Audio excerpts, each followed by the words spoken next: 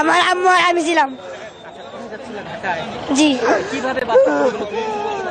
Accident করছে, direct ফেলে গেছিল। জি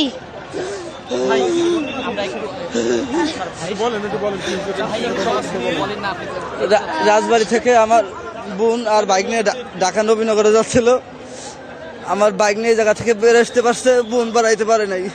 পরে আমার এখান থেকে ফোন দেয়, আমি বাসা থেকে আসি, এখনো বোনের পাই নেই। অলরেডি উদ্ধার কাজ শুরু হয়ে গেছে।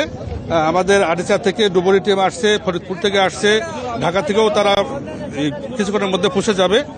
তারা উদ্ধারের চেষ্টা করতেছে। গাড়িটা আমরা টেস্ট করতে পেরেছি। অলরেডি তারা উদ্ধারের চেষ্টা করতেছে এবং উদ্ধারকারী হামজা আসছে, তারাও আমাদের সঙ্গে উদ্ধারের জন্য চেষ্টা করতেছে। আমরা যতদূর জানতে পেরেছি 40-50 জনের ভিতরে আর কি, এর মধ্যেই হবে এরকম আর কি। একজন যাত্রীর কাছ থেকে যেটা জানা গেল,